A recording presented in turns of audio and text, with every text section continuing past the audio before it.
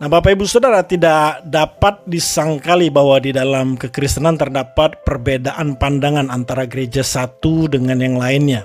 Sekalipun demikian, terdapat kesamaan inti ajaran atau ajaran dasar gereja satu dengan yang lainnya. Sebagai contoh, topik yang akan kita bahas malam ini yaitu mengenai kedatangan Tuhan dan rapture atau pengangkatan. Sekali lagi, mengenai kedatangan Tuhan Yesus yang kedua kali tepatnya, dan rapture atau pengangkatan. Nah, Bapak Ibu Saudara, terdapat beberapa pandangan gereja mengenai kedatangan Tuhan atau yang diistilahkan parousia, second coming of Christ. Kita akan bahas sedikit ya dari beberapa gereja yang memiliki pandangan yang berbeda mengenai hal ini. Yang pertama, gereja Katolik. Mereka memandang bahwa kedatangan Kristus yang kedua kali dipahami sebagai peristiwa akhir zaman. Ketika Kristus datang untuk mengadili orang hidup dan mati, itulah peristiwa akhir zaman. Tidak ada penekanan pada pengangkatan rapture secara terpisah. Tidak ada, Bapak Ibu Saudara, melainkan kedatangan Tuhan itu satu paket dengan pengangkatan. Saudara-saudara kita orang Katolik memiliki dasar Alkitabnya dari Matius 24 ayat 30 sampai 31, Kisah Para Rasul 1 ayat 11, 2 Tesalonika 1 ayat 7 sampai 10. Nah, kemudian gereja Ortodok Timur hampir serupa dengan Katolik. Mereka memandang bahwa kedatangan Kristus kedua kali sebagai puncak sejarah dunia, yaitu penghakiman terakhir dan pemulihan segala ciptaan Tuhan. Fokusnya pada misteri dan kesiapsediaan. Saudara kita juga memiliki dasar Alkitab, ayat Alkitab yaitu Matius 25 ayat 31 sampai 46, Yohanes 5 ayat 28 sampai 29, dan 2 Petrus 3 ayat 10 sampai 13. Nah, lalu gereja Protestan atau gereja Protestan secara umum yang diistilahkan arus utama seperti Lutheran, Reform, Metodis ya. Mereka menekankan bahwa kedatangan Kristus adalah kepastian, namun waktu dan detailnya misteri ya. Nah, beberapa gereja Protestan ini menolak spekulasi tentang rapture atau milenium literal dan lebih fokus pada kesiapan iman. Dasar ayatnya Matius 24 ayat 36, lalu 1 Tesalonika 4 ayat 16, kemudian Wahyu 21 ayat 1 sampai 4. Nah, Bapak Ibu Saudara, semua gereja apapun latar belakangnya, denominasinya, semua gereja Kristen sepakat ya, sekali lagi sepakat bahwa Tuhan Yesus akan datang kembali. Namun Bapak Ibu, kita harus akui ini dan tidak bisa kita sangkali terdapat perbedaan seperti yang pertama, apakah rapture terpisah dari penghakiman akhir? Dan yang kedua, apakah kerajaan 1000 tahun ditafsir literal atau simbolis? Dan yang ketiga, seberapa besar peran tanda-tanda zaman dalam menentukan kedekatan kedatangan Tuhan kedua kali. Jadi yang bagian pertama ini saya menampilkan fakta bahwa gereja memiliki pandangan yang berbeda tentang kedatangan Tuhan. Tapi Bapak Ibu Saudara, di dalam perbedaan tersebut ya tetap memiliki kesepakatan bahwa Tuhan Yesus datang kedua kali. Saya tidak terlalu mendetailkan ya latar belakang dari setiap gereja, karena kita bisa dapat pelajari ya Bapak Ibu secara pribadi, dan mungkin di antara kita memiliki kesamaan pandangan. Nah, Bapak Ibu, mari lihat kembali di slide bahwa terdapat perbedaan mengenai rapture. Karena itu kita akan lihat juga Bapak Ibu Saudara bahwa pandangan gereja mengenai rapture ini cukup beragam. Hampir semua berdasarkan teks 1 Tesalonika 4 ayat 16 sampai 17. Namun Bapak Ibu, interpretasinya berbeda-beda. Nah, yang pertama adalah premilenialisme, pretribulasi ya. Ini banyak dianut oleh aliran gereja Injili, Pentakosta, karismatik tertentu. Pandangannya pengangkatan terjadi sebelum masa kesukaran besar atau tribulasi selama 7 tahun. Jadi gereja-gereja ini mempercayai akan ada masa kesusahan yang sangat besar, ya. Masing-masing pun memiliki penafsirannya, pandangannya seperti apa masa kesusahan tersebut, dan itu terjadi selama 7 tahun. Nah, umat percaya akan diangkat, terjadi rapture, Bapak Ibu Saudara. Di sanalah orang percaya bertemu Tuhan di awan-awan lalu bersama Dia, sementara dunia mengalami masa kesusahan. Ya, tentu saja memiliki dasar ayat 1 Tesalonika 4 16-17, Wahyu 3 ayat 10, kemudian 1 Tesalonika 1 ayat 10. Nah, lalu premilenialisme, ya, mid tribulasi atau post tribulasi. Nah, kita lihat satu-satu pandangannya, Bapak Ibu Saudara, bahwa mid tribulasi ini pengangkatan terjadi di tengah-tengah masa kesukaran. Kalau tadi sebelum masa kesukaran, ini di tengah-tengahnya, Bapak Ibu Saudara, terjadi rapture. Lalu post tribulasi, pengangkatan terjadi sesudah masa kesukaran, bersamaan dengan kedatangan Tuhan kedua kali. Nah, paham ini memiliki dasar ayat Matius 24 ayat 29-31, Yohanes 16 ayat 33, lalu Wahyu 7 ayat 14. Nah, kemudian amilenialisme, ya. Nah, ini banyak dipercayai, ya, oleh saudara kita orang Katolik, Ortodok, dan sebagian besar kaum reformasi atau Calvinis. Isi pandangannya tidak ada rapture yang terpisah dari kedatangan Yesus. Jadi kita jangan heran kalau ada saudara kita yang Kristen memang tidak mempercayai adanya pengangkatan, karena itu satu, ya, dalam kedatangan Tuhan itu. Ayatnya ada dalam 1 Tesalonika 4 16-17, ditafsirkan sebagai simbolis, ya. Umat percaya menyambut Yesus yang datang seperti rakyat menyambut raja, lalu bersama-sama masuk ke kerajaan kekal. Jadi kalau orang Pentakosta dan sebagainya tadi memahami rapture itu secara letterless gitu, diangkat. Kalau ini hanya simbolis, Bapak Ibu, seperti rakyat yang menyambut raja. Jadi pengangkatan sama dengan bagian dari kedatangan Yesus kedua kali, bukan peristiwa terpisah. Ayat-ayat dasarnya Yohanes 6 ayat 39-40, Tesalonika 1 ayat 7-10. Nah, yang terakhir itu post milenialisme, Bapak Ibu Saudara, ya. Beberapa saudara kita reformasi, kaum reformasi klasik menganut pandangan ini, ya, hampir sama seperti amilenialisme tadi, Bapak Ibu Saudara, ya. Tidak ada rapture yang terpisah, pengangkatan hanya terjadi sekali di akhir zaman ketika Kristus datang setelah dunia memasuki masa keemasan Injil. Ya, ayat-ayatnya juga sama, dan ini sekali lagi dipahami sebagai peristiwa tunggal pada kedatangan Tuhan Yesus. Jadi Bapak Ibu bisa dapat gambaran kecil, ya, dari penjelasan saya ini. Memang saya tidak terlalu lebarkan, Bapak Ibu, karena malam ini saya tidak sedang mengajar tentang kedatangan Tuhan, ya, dari tafsiran-tafsiran. Saya hanya menampilkan saja pandangan-pandangan ini yang kita bisa pelajari, tentu saja secara personal, ya. Tapi kita sudah mendapatkan perbedaannya di mana, ya. Dengan kata lain, orang saudara kita Katolik, Ortodok, Protestan berpandangan tidak ada rapture yang terpisah, atau mereka tidak mempercayai orang-orang percaya diangkat hilang gitu, ya. Nah, sedangkan kaum Injili Pentakosta, ya, berpandangan ada rapture, ya. Tentu saja ini berhubungan dengan pre, mid, post tribulation, ya, dengan masa kesusahan tadi, Bapak Ibu Saudara. Nah, Bapak Ibu, di dalam kekristenan, ya, terdapat ruang untuk memilih atau kebebasan untuk memilih. Jadi kalau Bapak Ibu Saudara malam hari ini saling bertanya, ya, tidak persoalan pilih yang mana, mempercayai yang mana, itu tidak persoalan, Bapak Ibu Saudara, ya.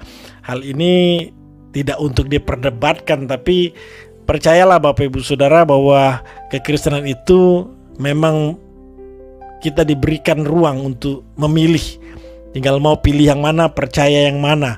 Yang penting ya kita punya persamaan, sama-sama meyakini Tuhan Yesus datang kedua kali. Kan kalau seperti ini selesai Bapak Ibu Saudara ya. Dan persamaan inilah yang akan selalu menyatukan kekristenan yang satu dengan yang lain dimanapun dan kapanpun. Jadi kekristenan itu sejak dulu ya, gereja-gereja khususnya sudah terbiasa dengan perbedaan-perbedaan ini Bapak Ibu Saudara. Walaupun sampai hari ini masih terus diperdebatkan, masih terus dicari mana yang benar. Menurut saya itu bukan sebuah persoalan. Yang penting persamaan ini yang terus menyatukan gereja. Nah, sedikit saja Bapak Ibu saya ingin menjelaskan bahwa Tuhan sebenarnya yang menciptakan perbedaan itu. Bapak Ibu bisa melihat dalam penciptaan ya, dipisahkan laut dan darat, terang dan gelap, termasuk bagian terakhir manusia, laki dan perempuan. Justru Tuhanlah yang menciptakan perbedaan itu. Nah, tapi tujuannya kita harus tahu Bapak Ibu Saudara, agar terjadi keharmonisan dan saling melengkapi. Jadi kalau hari ini gereja memiliki pandangan yang berbeda supaya ada keharmonisan Bapak Ibu Saudara di antara orang Kristen. Tadi siang saya renungkan Bapak Ibu Saudara ya. Coba kita perhatikan orang Kristen ini luar biasa ya. Adapun aliran Kristen yang menyimpang, kita itu nggak rame-rame, nggak bersatu, geruduk itu tempat ya, kita usir orang-orangnya lalu kita bakar tempatnya. Nggak ada loh Bapak Ibu Saudara. Contohnya Saksi Yehova, Mormon ya. Kita nggak gabung nih, ayo gabung Katolik, Protestan, kita geruduk, kita bakar. Nggak ada loh Bapak Ibu Saudara. Yang seperti itu saja Bapak Ibu Saudara ya. Kita bisa bersatu ya, bersatu dalam keharmonisan. Ya udah, ada memang aliran yang menyimpang, ya tidak persoalan. Ya kan, tetap kita bisa harmonis, saling melengkapi satu dengan yang lain. Itulah kekristenan Bapak Ibu Saudara. Dan Tuhan yang memang menciptakan perbedaan itu ya, tentu saja tidak bertujuan agar terjadi perpecahan dan penyesatan yang bersifat destruktif. Kita akan lihat Bapak Ibu Saudara ya, beberapa tokoh Kristen atau kelompok Kristen yang pernah memprediksi atau menubuatkan kapan Tuhan Yesus datang kembali. Inilah sebabnya malam ini saya beri tema katanya rapture, katanya Tuhan datang kembali. Tapi nyatanya nah Bapak Ibu, kita lihat tokoh-tokoh ini pernah menubuatkan, memprediksikan Tuhan Yesus datang kembali, ada rapture. Dan semua ramalan mereka Bapak Ibu Saudara tidak ada yang tergenapi. Dan berikut nama-nama dan latar belakang mereka. Yang pertama Montanus. Jadi sudah di abad kedua tuh memang sudah ada Bapak Ibu Saudara seorang mantan imam kafir yang bertobat kemudian menjadi nabi Kristen di Frigia atau Asia Kecil. Ia mengklaim mendapat wahyu langsung dari Roh Kudus dan menubuatkan bahwa Yerusalem baru akan segera turun di Frigia. Banyak orang mengikuti gerakan ini. Bayangkan, ini nanti Bapak Ibu akan dengar dari saya kata banyak orang, ribuan orang mengikuti gerakan ini, tetapi nubuatannya tidak pernah terjadi. Gereja akhirnya menganggap ajarannya sebagai ajaran sesat. Yang kedua, William Miller. Ya, Bapak Ibu bisa lihat tahunnya di sana, 1782 sampai 1849. Dia seorang petani dan pengkhotbah baptis dari Amerika Serikat. Berdasarkan perhitungan Daniel 8 ayat 14 ya, 2300 petang dan pagi ia meramalkan Yesus akan datang pada tahun tersebut. Ya, tahun yang saya tanda kurung. Ribuan orang menunggu, bayangkan ribuan orang menunggu tetapi Yesus tidak datang. Peristiwa ini dikenal sebagai The Great Disappointment, ya, kekecewaan besar. Dan dari gerakan Miller ini lahir beberapa denominasi termasuk Advent. Nah, kalau kita belajar sejarah gereja dari mana aliran Advent itu ya pecahan dari William Miller ini. Yang ketiga Charles Russell 1852-1916. Dia pendiri kelompok Bible Study, cikal bakal saksi-saksi Yehova yang menafsirkan Yesus datang secara rohani tahun 1874 dan dunia akan berakhir tahun 1914. Tahun 1914 berlalu, dunia tidak kiamat. Saksi-saksi Yehova kemudian menafsir ulang bahwa 1914 adalah awal Kristus memerintah secara tak kelihatan di surga, bukan kedatangan yang kelihatan. Ada aja Bapak Ibu Saudara kalau pendeta ngeles, ya kan. Lalu keempat, Herbert Armstrong. Dia pendiri Worldwide Church of God yang menyatakan Yesus akan kembali. Terjadi rapture sebelum tahun 1975. Ramalannya tidak terjadi dan gerejanya kemudian mengalami perpecahan. Lalu Harold Camping, ya, 1921 sampai 2013. Nah, ini masuk abad milenial Bapak Ibu Saudara. Dia seorang penyiar radio Kristen asal Amerika Serikat, pimpinan Family Radio. Ia meramalkan kiamat akan terjadi 21 Mei 2011. Ya, dari catatan yang saya dapatkan, dialah orang pertama yang berani mencantumkan tanggal, bulan, dan tahun, ya. Kalau waktunya enggak. Lalu dia koreksi ke 21 Oktober 2011. Ramalannya tidak terjadi dan Campaign kemudian mengakui bahwa ia keliru. Yang keenam, Hal Lindsey, ya, 1929. Dia seorang penginjil dispensasionalis. Dia penulis buku The Late Great Planet Earth tahun 1970 yang sangat populer di kalangan evangelikal.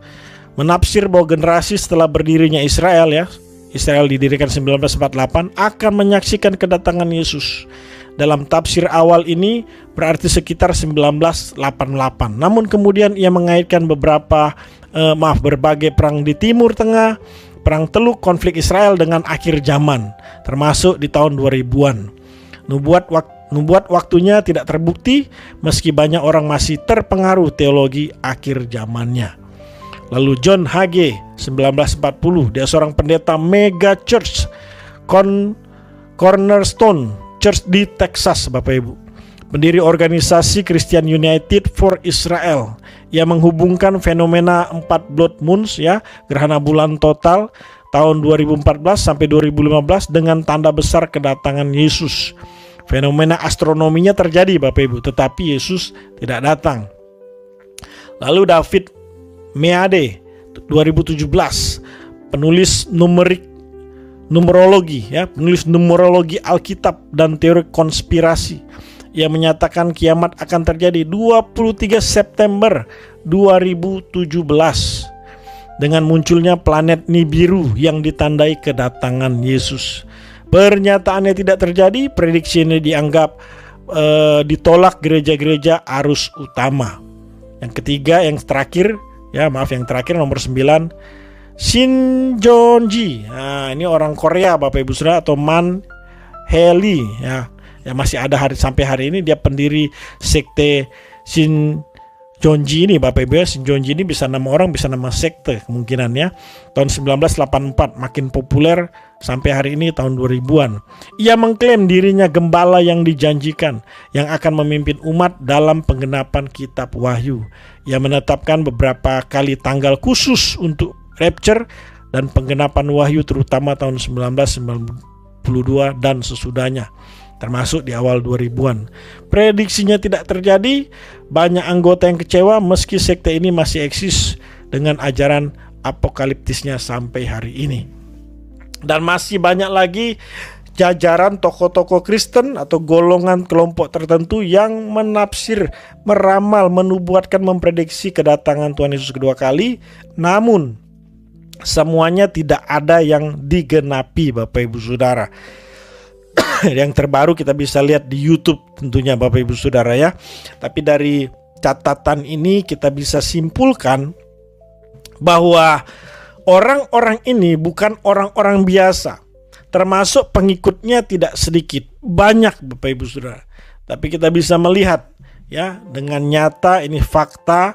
Bapak Ibu Saudara bisa browsing untuk mengenal lebih detail lagi, lebih dekat lagi siapa tokoh-tokoh ini. Tapi mereka semua tersesat dengan sendirinya Bapak Ibu Saudara, ya. Mereka kebingungan dengan sendirinya. Nah, sebenarnya kan Tuhan Yesus sudah memperingatkan Bapak Ibu Saudara, ya. Tuhan Yesus sudah memperingatkan dalam Matius 24 ayat 36 tentang hari itu tidak ada seorang pun yang tahu, bahkan anak tidak tahu, hanya Bapa. Ini pasti diulang-ulang Bapak Ibu Saudara ayat ini ketika muncul fenomena-fenomena ya yang menafsirkan Tuhan Yesus datang kedua kali. Muncul lagi ayat ini Bapak Ibu untuk mengingatkan orang Kristen. Gak ada seorang pun yang tahu.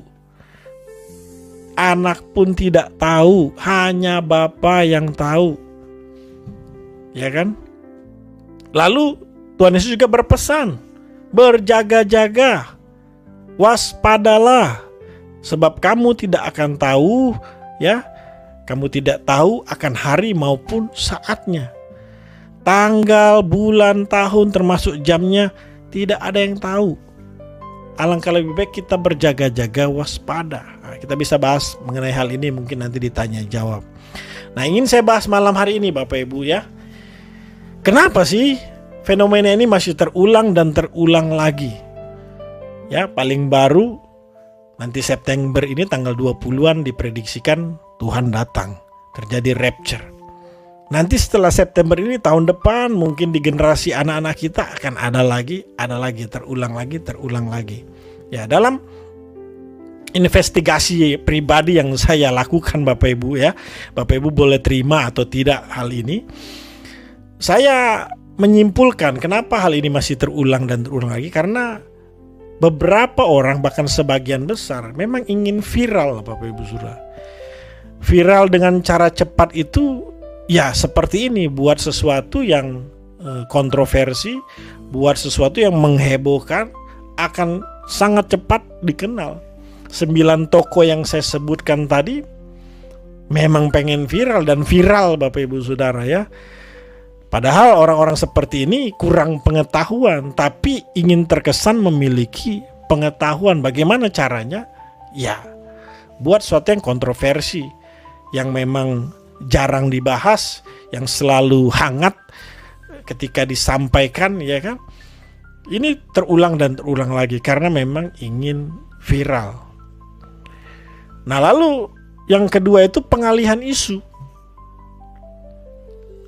Isu yang dibahas itu tentang rapture, tentang kedatangan Tuhan, tentang penafsiran ya mengenai rapture, mengenai kedatangan Tuhan.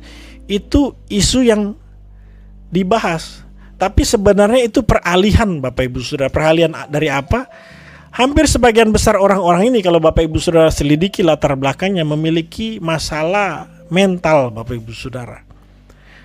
Yang terbaru kemarin saja saya perhatikan itu pendeta usianya 72 tahun loh Bapak Ibu Saudara. Bapak Ibu Saudara harusnya kan semakin bertambah usia kita, seharusnya kita makin bijak. Makin kita mengajarkan kebenaran sebenar-benarnya, makin kita menghidupi kebenaran sebenar-benarnya. Tapi di usia 72 tahun ya menyampaikan panjang lebar mengenai rapture, mengenai kedatangan Tuhan ya dari tafsiran-tafsiran. Padahal Bapak Ibu Saudara kalau kita perhatikan isu yang sesungguhnya pasti ini ada persoalan dalam mental dan psikologinya, termasuk dalam ajarannya. Ya kan? Itu yang seharusnya isu yang harusnya disorot itu ajarannya ini dari mana nih? Ya kan? Saya ingat waktu saya SMP Bapak Ibu Saudara, saya ditakut-takuti supaya bertobat. Karena nanti kalau nggak bertobat, nanti akan masuk masa tribulasi, kesusahan besar, ada antikris, itu kamu nanti diseret, telinganya dicabut, matanya dicongkel. Wah, ditakut-takutin Bapak Ibu Saudara. Ini ajaran sudah ada tahun 80-90-an, makanya di Amerika itu ada gelombang besar orang bertobat ya. Orang datang sama Yesus minta ampun karena diajarin seperti ini, ditakut-takutin akan ada masa tribulasi itu. Nah, seharusnya isu itu yang disorot, bukan isu tentang rapture, tentang Tuhan Yesus datang tanggal sekian, bulan sekian. Ini sekedar pengalihan isu. Lalu pengalihan isu dari keadaan dunia yang memang saat ini Bapak Ibu Saudara, orang kalau tidak siap susah ini menghadapi keadaan dunia ini. Lalu jalan terbaik ya udah bicarain tentang kedatangan Tuhan. Ya kan? Padahal yang namanya kesusahan di dunia ini, pergolakan dunia ini, perang, kelaparan, sebagainya itu sudah terjadi, sudah ada masa-masanya Bapak Ibu. Ya kan? Nah, harusnya dalam keadaan dunia seperti ini, isu yang kita angkat bagaimana seorang Kristen mampu bertahan, mampu berjuang menghadapi keadaan dunia ini. Bukan sekali lagi mempersoalkan penafsiran rapture, penafsiran kedatangan Tuhan dari berbagai macam penafsiran. Bukan itu isu utamanya. Dan masih banyak lagi pengalian isunya Bapak Ibu Saudara ya. Lalu yang terakhir, pernah menjadi korban.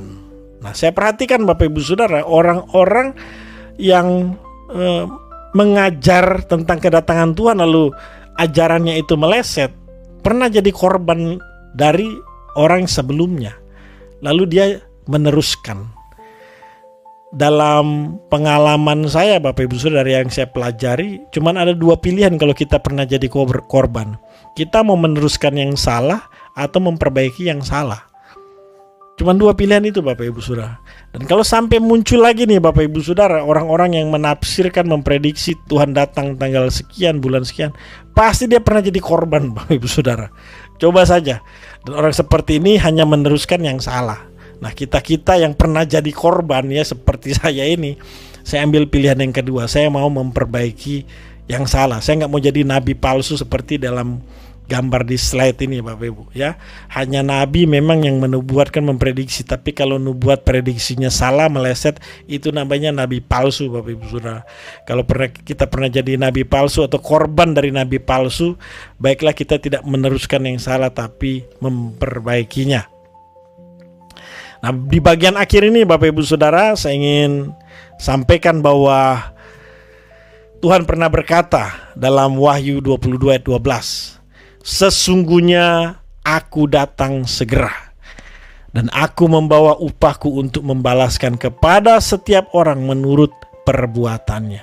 Ya, aku akan datang segera. Kalau Tuhan ngomong seperti ini berulang-ulang, nanti aku datang, aku pasti datang, segera aku datang, segera. Daripada kita mempersoalkan tanggal, waktu, tahun, termasuk jamnya Bapak Ibu, lebih baik kita tulis tulisan ini di hati kita, atau kalau perlu tempel di rumah. Siap tidak siap, hari ini Tuhan datang. Tulis aja Bapak Ibu Saudara. Pokoknya hari ini dia datang. Karena Tuhan bilang segera, segera, segera. Berarti hari ini dia datang. Gak usah tunggu nanti Bapak Ibu. Tulis aja itu. Ya. Kalau Bapak Ibu sudah pernah lihat orang yang diagnosa sakit, lalu dokter memberitahukan waktu di mana dia hidup tinggal 2 minggu. Bapak Ibu perhatikan orang seperti selama 2 minggu itu Bapak Ibu, dia akan berbuat sebaik-baiknya, dia akan melakukan yang terbaik Bapak Ibu dalam hidupnya, karena sisa hidupnya tinggal 2 minggu. Nah, gak usah tunggu 2 minggu, tulis aja Bapak Ibu, hari ini Tuhan datang. Siap tidak siap, hari ini Tuhan datang. Saya yakin setiap hari kita akan melakukan yang terbaik. Kita akan berbuat banyak ya Bapak Ibu Saudara untuk kemuliaan Tuhan, dan pasti Tuhan menjanjikan upah yang luar biasa Bapak Ibu Saudara. Nah, sekali lagi saya ulangi apa yang saya sampaikan di atas, bahwa Tuhan memberikan kebebasan untuk kita memilih. Silakan Bapak Ibu memilih doktrin yang mana, ya kan, aliran yang mana tentang kedatangan Tuhan, tentang rapture, silakan Bapak Ibu Saudara ya. Tapi kalau Bapak Ibu Saudara perhatikan apa yang saya jelaskan tadi, baik kedatangan Tuhan, rapture, saya tidak jelaskan berdasarkan latar belakang atau simbol-simbol dari agama Yahudi atau kepercayaan orang Israel. Tidak Bapak Ibu Saudara. Termasuk rasul-rasul pun, kalau Bapak Ibu Saudara baca Injil, baca Kisah Rasul, tulisan Paulus, tidak ada yang menafsirkan kedatangan Yesus berdasarkan bulan tahun orang Yahudi, perayaan Yahudi dan sebagainya. Ya, tidak ada. Kita ini Kristen, kita akan menafsir kedatangan Tuhan, mengenal Tuhan, tentu saja berdasarkan Bapak Ibu saya, berdasarkan iman kita kepada tulisan-tulisan dari para rasul, ajaran-ajaran dari Tuhan Yesus Kristus. Ya, percaya, kita punya percaya yang sama, Tuhan pasti datang kedua kali. Dan ingat, tujuan perbedaan itu bukan justru untuk membuat kita terpecah belah, saling menyakiti, atau yang merusak Bapak Ibu. Justru ada keharmonisan. Ya, mungkin nanti dalam diskusi kita ada perbedaan, tidak persoalan Bapak Ibu Saudara ya. Tetap kita punya satu keharmonisan di dalam perbedaan itu dan saling melengkapi. Dan tentu saja kita disatukan dalam satu ajaran yang sama, kalau topiknya malam ini tentang kedatangan Tuhan, yaitu Tuhan Yesus pasti datang kedua kali. Nah, terakhir saya mau sampaikan seperti ini. Ingat Bapak Ibu Saudara, kedatangan Tuhan Yesus kedua kali itu diistilahkan juga dengan perkawinan anak domba. Jadi ini pesta Bapak Ibu Saudara, pesta perkawinan anak domba. Mempelai pria mau datang, kita yang wanita mempersiapkan diri. Nah, kok bisa ada pendeta bilang, ya kalau dia datang syukur, nggak datang ora popo. Ini kalau dianalogikan seperti pesta perkawinan, ya kalau pengantin laki-lakinya datang syukur, nggak datang ya nggak apa-apa. Ini pengantin wanita yang gila menurut saya Bapak Ibu Saudara.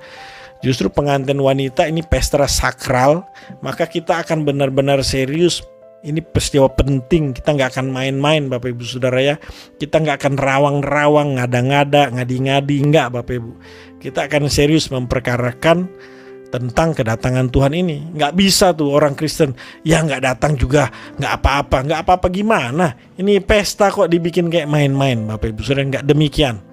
Karena itu sekali lagi tulislah di dalam loh hati kita, kalau perlu ditempel di dinding. Siap tidak siap, hari ini Tuhan datang. Selamat menantikan pesta perkawinan anak domba.